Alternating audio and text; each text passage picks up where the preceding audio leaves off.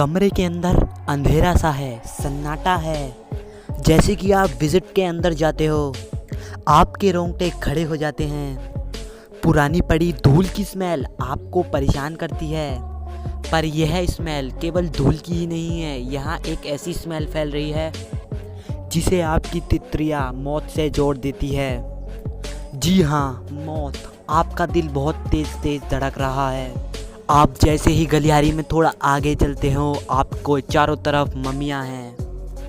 इनमें से कुछ मम्मियों को दीवार का सहारा देकर खड़ा किया है, किसी किसी को तो कपड़े भी पहनाए गए हैं। आपके और उनके बीच शीशा लगा हुआ है, नहीं तो आप उनको छू भी सकते थे।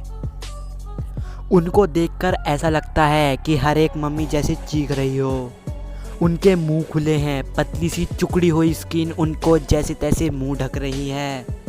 उनके मुंह का ढांचा साफ नज़र आ रहा है, आंखों के खाली गड्ढे साफ दिख रहे हैं।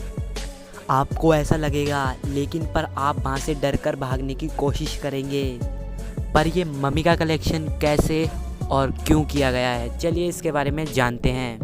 एज़ारिया कोयरा नाम की बीमारी बहुत ही इन्फेक्शड होती है, जिसमें उल्टी आना और डस्ट लगना और डिहाइड्रेशन हो जाती है। पुराने समय के लोग तो इन्फेक्शन होते ही कुछ समय बाद ही जल बसते थे। 19वीं शताब्दी में 5 बार हैज़ा की महामारी कई बार फैली। इस बीमारी से शहर के शहर, देश के देश तबाह हो चुके थे। मैक्सिको के ग्वालाहाटी शहर ने भी हैज़ा ने कई बार हमला किया। जब यह महामारी फैली तो इसके मरने वाले लोगों को जल्दी से दफन कर दिया जाता था। इसका डर इतना ज़्यादा होता था, कई बार मरे हुए शरीर दफनाने की जगह बच भी जाते थे। यह कहना मुश्किल है, दफनाए हुए लोग में से कितने ऐसे लोग थे जो दफनाने के बाद मरे।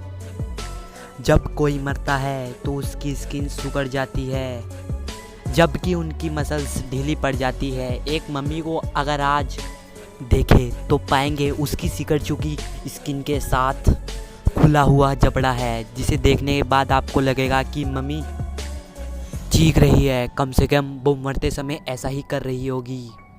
ऐसा विश्वास आप जल्दी से कर लेते हैं, क्योंकि मौत एक दर्दनाक पल होता है, ऐसा आपका दिमाग आपको बताता है। जी हाँ, मैं आज बात करने वाला हूँ एक मम्मी की, जिसका नाम था इग्नेशिया अगोला। उस औरत को कैटालिप्सिया की बीमारी थी, जिसमें शरीर, हाथ, पैर सब विजिट हो जाते हैं। इंसान जैसे स्टैचू बन जाता है। ये एक तरीके की मानसिक बीमारी होती है। एक कैलेप्टिक फिट आने पर इंसान सांस लेने की बहुत दिक्कत हो जाती है। ऐसा दौरा कुछ मिनट भी चल सकता है और 24 घंटे भी। बेचारी नशिया को भी ऐसा ही कलेक्टिव दौरा पड़ा, जिसमें उसके दिल ने धड़कना लगभग बंद ही कर दिया। उसके ऐसे हालात कई दिन तक बने रहे। उस समय इस बीमारी की इतनी जानकारी नहीं थी। उसको परिवार वालों ने उसको मरा हुआ ही मान लिया और उसको ऐसा ही दफना दिया।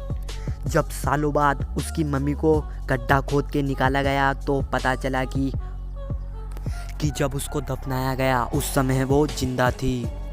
पर ऐसा क्यों था कि इग्नाशिया की मम्मी को बाहर निकाला गया? दरअसल दहशत से मरने वाले लोग इतने ज़्यादा हो गए थे कि वहाँ के कब्रिस्तान में जगह ही नहीं बची थी। उनके पास और कोई चारा नहीं था। पुराने लोगों को खोदकर निकाला गया ताकि और जगह बन सके। यह बात 1865 की है। इस हादसे को सुलझाने के लिए ग्वालाहाटी ने भी सरकारी आदमियों से कहा कि टैक्स लगा दिया करो। दफना दिए लोगों के रिश्तेदारों को सालाना कुछ पैसे देने पड़ते थे, ताकि कब्र को वैसे ही छोड़ दिया जाए तो लाश को खोदकर बाहर निकाला जाया करता था।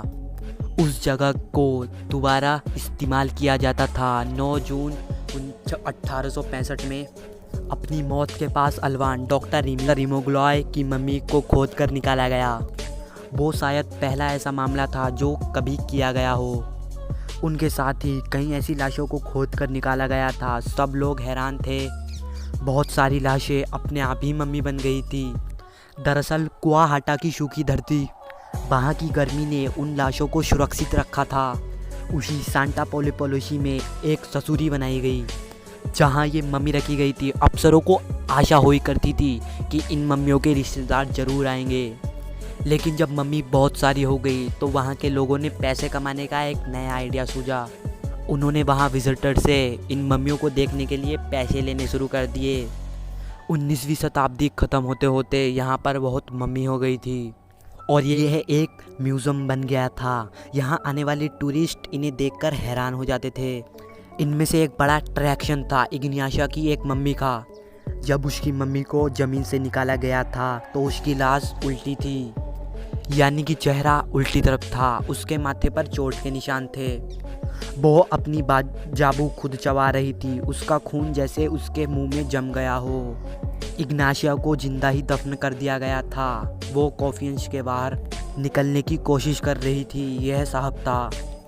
उसने उसमें लिटते हुए अपने हाथों को उल्टा किया और वहाँ से निकलने की कोशिश की। जब कुछ नहीं हो पाया तो मरते मरते उसने अपना हाथ ही चबा लिया। सचमुच उसका अंत बहुत दर्दनाक था। गुआनाहाटो में लाशों को निकालने वाला सिलसिला 1956 में बंद कर दिया गया, पर म्यूज़ियम ऑफ द ममीज़ तब तक एक बहुत बड़ा टूरिस्ट बन चुका था। आज की तारीख में यहाँ दुनिया की सबसे ज़्यादा मम्मीज़ हैं। इसमें कुल मम्मीज़ हैं 117। इसमें दुनिया की सबसे कम उम्र की मम्मी है। एक 24 हफ्तों का छोटा बच्चा अपनी मम्मी के साथ दफनाया गया था। हैज़ा किसी को भी नहीं छोड़ता था। बहुत से लोगों को यह म्यूज़ियम डिसरेस्पेक्ट लगा। उनको लगता था कि इन बेचारी मम्मीज़ को दफना दिया होना चाहिए, बजाय इसके कि इनको म्यूज़ियम में रख कर पैसे बनाए जाएं। जो इन बेचारे लोगों की आत्माओं को कष्ट दिया है, ऐसा उनका मानना है। पर गुआनाहाटो का शहर अपनी मम्मीज़ और म्यूज़ियम पर गर्व करता है।